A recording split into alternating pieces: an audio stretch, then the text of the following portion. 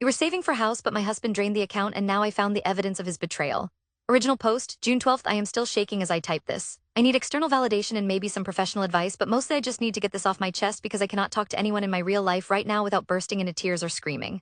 My husband, Liam, 34, and I, 32, have been together for 8 years. Married for 5, we have always had a fantastic relationship built on mutual trust and shared goals. The biggest goal, the one we sacrificed our 20s for, was buying our forever home. We live in a ridiculously expensive area, so the savings goal was massive, $150,000 for down payment plus closing costs. We had a joint high-yield savings account where every extra dime went. We looked at that balance daily, cheering each other on as we got closer. It was our future, tangible and secure. 2 weeks ago, we hit $149,000. We were ecstatic. We started looking at listings again, sending each other Zillow links late at night. The finish line was right there. Yesterday, I logged in to transfer my monthly contribution, which usually bumps us over the finish line. I stared at the screen and my heart dropped into my stomach like a stone. The balance was $109,500. $40,000 gone. My first thought was fraud. Immediately, I called the bank. The representative checked the activity and confirmed that the money had not been stolen. It had been transferred out in 3 separate transactions over the last 4 weeks, $30,000, $5,000, and then another $5,000, all initiated online, verified using both Liam's security questions and his personal 2-factor authentication, which means he had to physically authorize the transfer on his phone. The transfers were marked as Personal Investment LLC, a company I had never heard of. I felt instantly cold, like someone had poured ice water down my spine. The fear was paralyzing, but quickly the fear turned into a blinding, white-hot anger. How could he, after everything we planned, everything we gave up? When Liam got home from work, he was cheerful, talking about getting takeout. I met him at the door, holding my laptop open to the transaction history. "Where is it, Liam?" I asked, my voice flat and hollow. He looked at the screen and the color drained from his face instantly. I saw the guilt, stark and undeniable, hit him like a physical blow. He tried to compose himself, putting his briefcase down far too slowly. "Honey, let's talk about this rationally. Come sit down." He began, trying to take my hand. I recoiled. "Don't touch me." $40,000, Liam. Tell me where our future went." He avoided my eyes. "It's complicated." I was trying to do something good. "Something important for us." "Important for us?" I almost laughed, but it came out as a choked, hysterical sound. "You spent $40,000 of our house money on some secret investment without breathing a single word to me, your wife, your partner of 8 years. What could possibly be so important that it justifies this level of deception?" He started rambling about a business opportunity, about a friend of a friend needing seed money, about high returns, about how this would actually let us buy an even better house faster. I cut him off. "A high-return investment that you kept completely secret? Liam, we made a pact. Every financial decision over $500, we discuss it. This is $40,000. You broke the pact. You broke our trust. You broke everything." The argument escalated quickly. He became defensive, saying I wasn't being fair, that he was under a lot of stress, and that I should just trust him. Trust him? I could barely look at him. In the middle of the shouting match, I noticed something sticking out of his coat pocket, which was still draped over the back of the dining chair. It was a receipt, glossy and heavy. I snatched it. It was from a jewelry store in the high-end district downtown. The kind of place we walk past and joke about, saying maybe when we are millionaires. The date was last Tuesday. The item description was vague, custom design fee, but the price was not. $8,000. My mind short-circuited. "What is this?" I whispered, holding the receipt in front of his face. "This is not seed money. This is $8,000 for custom design, Liam. Is this for me?" "No, because I'm standing here yelling at you because you bankrupted our savings." "Who is the custom design for?" He went completely silent. His face was a picture of absolute terror and defeat. He looked like he was about to vomit. "I can explain that," he finally managed. But the conviction was gone from his voice. "I bet you can," I snapped. "You took $40,000 out of our future, and $8,000 of that went to a custom design fee. You are cheating on me. You are planning to leave me, and you're buying her something expensive with my hard-earned money." I know this is a massive leap, but honestly, what other explanation is there for extreme secrecy, draining the account, and custom jewelry fees that aren't for your spouse? He finally started crying, shaking his head vehemently. "No, Sarah, please. It's not what you think. I am not cheating. I swear on everything I love, I am not cheating." His tears didn't move me. They felt manipulative. "Get out, Liam," I said, pointing toward the door. "I can't look at you right now. I want you to take a bag, go to your sister's, go to a hotel. I don't care, but you are not staying here tonight. You can call me when you have a complete, transparent, verifiable explanation for the $40,000 and that $8,000 receipt. Till then, you are sleeping somewhere else." He tried to argue, tried to hug me, tried to beg me to just listen for 5 minutes. I stood like a statue, refusing to give an inch. The betrayal was too deep. I truly believed in that moment that he was packing his bags to start a new life with someone else, using the funds we had worked so hard to accumulate. He left an hour later looking devastated. I spent the night staring at the ceiling, wondering how I missed all the signs of a failing marriage. I feel physically sick. I've already called a lawyer consultation for tomorrow. I don't know if I can ever forgive the secrecy, even if he proves he wasn't cheating. But the combination of the missing money and the jewelry receipt, it feels damning. Am I overreacting by jumping straight to divorce proceedings? Part of me hopes he has a magical explanation, but the majority of me is preparing for the painful reality that my marriage is over because my husband chose to pursue a secret life with our savings. Update, July 20th, 6 weeks later. The investigation and the dissent. Thank you to everyone who commented on the original post. The overwhelming consensus was that the secrecy alone was reason enough for serious marital distress, and the jewelry receipt made the cheating theory highly probable if not certain. Your support gave me the backbone I needed to handle the subsequent weeks. Liam moved in with his sister Claire. He calls and texts constantly, begging me to meet him.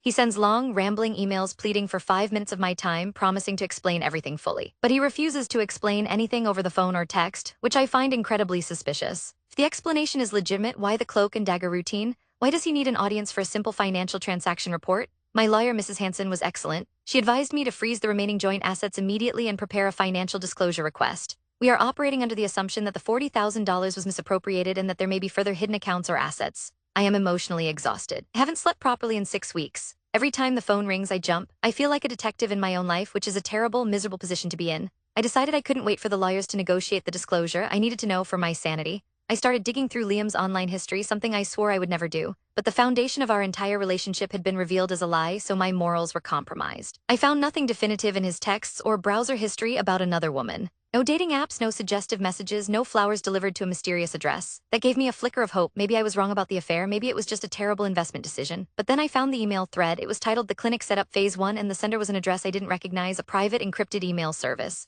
Liam had archived it, but I managed to recover the thread. The emails were highly detailed and professional, discussing zoning, contractors, and building permits. The location mentioned was about an hour and a half away from our city in a developing suburban area. The emails discussed floor plans, specialized plumbing requirements, and references to Dr. David. Dr. David, that's my little brother. David, 36, is a brilliant physical therapist specializing in complex mobility issues. He has always dreamed of opening his own clinic tailored to accessible rehabilitation, but he is notoriously bad with money and needed significant startup capital. Liam and I knew David's dream was essentially impossible because the commercial property and necessary specialized equipment were prohibitively expensive in our region. We had often discussed how sad it was. The thread was between Liam and a real estate broker, and the emails clearly referenced the purchase of a small commercial space. Attached to one of the final emails was a scan contract for sale. The purchase price for the small building was $175,000. The contract stated that Liam had put down a $35,000 deposit, financed the remaining $140,000 via a commercial loan, and the closing date was scheduled for 2 weeks ago, right around the time the transfers hit my account. This was worse than I thought. Not only did Liam take the $40,000, but he lied about it being an investment opportunity. He used the money to buy a commercial property in a different city and took on a massive commercial mortgage, all without my knowledge. He bought a secret building. My mind raced. Why would he buy a building an hour and a half away? Was he planning on opening his own business? Was this his escape route? I called David immediately. David is usually cheerful and chatty, but when I asked him what he was doing lately, he became instantly evasive. Oh, you know, same old, just trying to handle the usual caseload, he mumbled. David, I know about the clinic setup. I saw the emails. Silence, long, heavy, agonizing silence. What emails, Sarah? He asked, sounding genuinely panicked. The emails between you, Liam, and the broker about the property purchase, I stated firmly. Why did Liam buy a building in Brookwood? David, what is going on? Did he buy it for you? Did you help him drain our savings account? David's voice broke. Sarah, please don't drag me into this. Liam swore me to secrecy. He told me he hadn't told you yet because it was a surprise. He said he needed to handle the financing before he revealed the full scope of the project. A surprise? I was furious now. A surprise that involves $40,000 of my life savings and a secret mortgage? David, this isn't a surprise, it's a betrayal. What is he doing? David explained haltingly that Liam had approached him 6 months ago. Liam had discovered the Brookwood property. A dilapidated former laundromat was up for sale cheaply.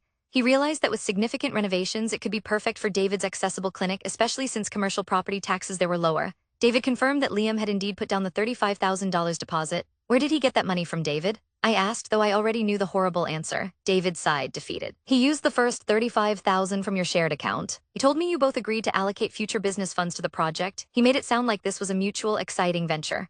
My stomach churned, so he lied to my own brother. That explained the $35,000 transaction. What about the additional $5,000 and the other $5,000 and the $8,000 for the custom design fee? I demanded. David seemed genuinely confused about the other transactions. The building was $175,000 total. The rest of the startup capital is coming from a separate small business loan Liam secured, putting up some of his own securities as collateral. I haven't seen any other money from him besides the initial $35K deposit, which covered the legal fees and the initial site inspection. I ended the call shortly after. I was devastated by the depth of the deceit. Liam didn't just spend the money. He leveraged it, bought a building under the assumption we were partners in this venture, and then lied about the source of the funds to my brother. The worst part was that he had taken David's dream, the one thing my family has always wanted for him, and corrupted it by financing it through fraud against me. I felt like I had lost my husband, my savings, and now my relationship with my brother was strained because of Liam's secrecy. I updated Mrs. Hansen. She looked grim. A secret commercial property purchase is grounds for immediate financial intervention, Sarah. You need to move quickly to protect your interest in that asset, especially since marital funds were used for the deposit. The legal process started ramping up. I felt terrible knowing that I was potentially destroying David's future before it even began, but I had to protect myself. I initiated separation proceedings based on financial misconduct. I sent Liam a cold, professional email detailing what I knew, including the property address and the loan details. I informed him that my lawyer was handling all communication and that I expected full financial transparency within 48 hours or I would file for divorce based on abandonment and fraud. He called me immediately, not caring about the lawyer mandate. I didn't answer. He left a series of voicemails, each one more desperate than the last. Sarah, please, you have it all wrong. It wasn't supposed to happen this way. I was going to tell you the moment the permits came through. The secrecy was protecting David. The 8,000, it's not what you think. Please just let me explain the whole package. It's all for you, Sarah. I swear it's all for you and David. I deleted the voicemails unheard. I was done with vague promises. I was done with Liam. I was ready to sign the papers. The fact that he was still hiding the nature of the remaining $10,000, the $2 5K transfers, and the $8,000 custom design confirmed my belief that he was still involved in some kind of deeply unethical or compromising secret. I was preparing for a miserable life as a soon-to-be divorcee, realizing that the $109,000 left was now likely going to be mostly eaten up by legal fees. All the $40,000 of my money was tied up in a building an hour and a half away. Final update, October 15th. The full truth and the unbelievable sacrifice. It took another agonizing month for the truth to fully unravel, and honestly, the reality was so far from my bitter defensive assumptions that I feel overwhelming shame for how I treated Liam. The turning point came when I received the final financial disclosure from Liam's lawyer. It was incredibly detailed, almost unnecessarily so, and included a massive stack of supporting documents, including tax forms, business filings, and even personal emails. Mrs. Hansen reviewed the documents first, then called me in for an emergency meeting. She looked shell-shocked. Sarah, I have never seen a situation quite like this, she admitted, pushing a thick binder across the table. You need to look at the Schedule K-1 forms and the payroll disclosures first. I opened the binder. The $40,000 was accounted for, but not in the way I expected. The $35,000 for the building deposit and legal fees was confirmed. That much I knew. The remaining $5,000 transfer and the final $5,000 transfer, the mystery $10,000 total, was listed as a loan repayment to an organization called the Brookwood Access Initiative. And here is where the story pivots completely and where my stomach did a slow, painful flip. Liam had not lied about the building being part of an investment for us. He had just framed it incorrectly out of fear. My brother David, due to the nature of his highly specialized physical therapy, had been approached by a nonprofit organization, the Brookwood Access Initiative, which focused on ensuring high-quality specialized care was available in underserved areas. They had seed money available but required David to secure the physical location and show long-term commitment. The organization was offering a substantial long-term contract to David, essentially guaranteeing the clinic's success, but the deal was fragile and required absolute secrecy until the property and financing were secured. Liam had spent months working in secret with David to secure this deal. Liam realized that if he waited to tell me, the opportunity would pass. So he made a decision, a terrible decision rooted in love and desperation, but a decision nonetheless. He used the $35,000 deposit. Why the remaining $10,000? The document package included a termination letter from Liam's job. He had quit his highly lucrative position as a senior analyst 2 months ago, effective immediately. He hadn't been working late. He had been working full-time on setting up the LLC for the clinic, negotiating the commercial loan, securing contractors, and writing the entire business plan for David. The termination letter explained the $10,000 transfer. Liam had to pay back a small educational stipend his company had given him 5 years ago, contingent on him staying employed for 8 years. By quitting early, he had to repay $10,000 immediately. He used the last of our joint savings to cover that unexpected liability. He hadn't spent our money carelessly. He had spent it to fund a project that would secure my brother's future and ultimately provide a massive second income stream for us later, a stream that Liam would manage. He essentially sacrificed his entire stable career to make my family's dream a reality, believing he could transition into business management for the clinic long-term. I was reeling. He wasn't cheating. He was building something massive and beautiful, secretly believing he was protecting the opportunity. But the final piece of the puzzle, the $8,000 custom design fee, that was the hardest to swallow and the most humbling. Mrs. Hansen handed me a separate, small envelope. He insisted I give you this after you review the financial disclosures. It explains the rest. I opened the envelope. Inside was a handwritten note from Liam. * Sarah, my love. * If you are reading this, you know the ugly truth of my failures, the failure to trust you with the burden of the secret, and the failure to handle the finances openly. I know I destroyed your trust, and I accept the consequences, whatever they are. * The $8,000. You assumed the worst, and I understand why. And I bought the building and sacrificed my job. I realized I had used our house fund, and I felt sick. I knew I couldn't simply replace the money quickly. The only thing I had of real, significant value that was truly mine was my grandmother's engagement ring, the one I used to propose to you. It was antique, beautiful, and irreplaceable, but it was sitting in the vault because when we upgraded your ring for our anniversary, we put the original aside. * I didn't sell it. I had it custom redesigned. I worked with the jeweler to melt down the gold, combine it with a new setting, and create a custom gold cuff bracelet. That cuff bracelet holds the exact weight of the original gold and the weight of the 5 small diamonds from the side of the original setting. * The $8,000 was the custom design and labor fee to transform my heirloom into something new. Something that symbolizes the rebuilding of our future. * The goal was to give you the custom cuff bracelet, along with the deeds to the clinic listing both our names on the LLC on the day the final permits cleared. I wanted to show you dramatically and completely that while the $150,000 for the house was gone, I had replaced it with a multi-generational asset and a tangible piece of my family history, redesigned to be yours forever. Asterisk, asterisk, it was a foolish plan. It was arrogance. But please know every secret, every late night, every stressful call was driven by the fear of losing the opportunity for David and the desperate desire to give you and your family something incredible, even if it cost me everything. I love you, Sarah, I always have. Asterisk, I burst into tears in Mrs. Hanson's office. Hot, cleansing, hysterical tears, not of sadness, but of profound relief and realization. Liam hadn't been planning an escape. He was planning a glorious, monumentally stupid grand gesture. He sacrificed his job and repurposed a priceless family heirloom to compensate for the money he secretly used to secure my brother's professional destiny. I immediately called Liam, ignoring my lawyer's shocked protests. He answered on the first ring, his voice rough with anxiety.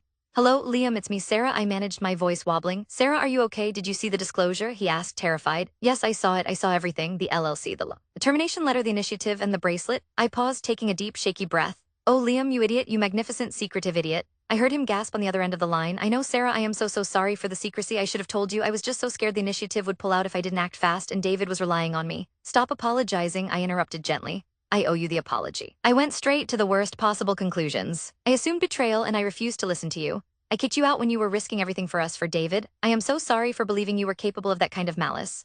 We spent the next 2 hours on the phone, crying, clarifying the timeline, and rebuilding the shattered foundation of our relationship. He explained that the secrecy extended to the jewelry because he wanted the bracelet to be the physical embodiment of the sacrifice, symbol to replace the lost savings. He couldn't risk me seeing the original ring or the design fee and ruining the reveal. We agreed to meet that evening. I picked him up from Claire's house. When I saw him standing there, tired and thinner than I remembered, I ran across the lawn and hugged him tight. He handed me a small velvet box in the car. It wasn't just a bracelet, it was a stunning, heavy piece of art. Simple, elegant, and the weight felt grounding, real. I love it, I whispered, holding back fresh tears, and I love you. We went home that night. We talked until 4 a.m., filling in every blank space of the last 4 months. The separation had been agonizing, but it had forced us to realize how badly we needed radical honesty. We are back together, and the separation documents were shredded the next morning. The reality is we no longer have $150,000 cash for down payment. We have $109,000. And we have a commercial property that is already generating rental income from the Brookwood Access Initiative and is rapidly increasing in value. David's clinic is opening next month, and Liam is working full-time as the clinic's finance and operations manager. He is thriving, using his analysis skills in a way that truly matters, and he absolutely loves his new job. We will buy a house next year, likely something slightly smaller. But we are entering a new chapter with an established, stable, and incredibly promising family business partnership. The biggest lesson: communication is everything. No matter how grand the gesture or how noble the intention, secrecy will always destroy trust. Liam learned that he cannot protect me by hiding massive life decisions. I learned that I must assume the best of my partner, not the worst, and I must listen. I keep the custom cuff bracelet on my wrist now. It is my reminder that the most valuable things in life aren't always tangible savings accounts, but the deep, sometimes messy sacrifices made by the people who love you most. We are happy, we are whole, and we are looking forward to our future, now built not just on savings, but on a shared, unexpected legacy.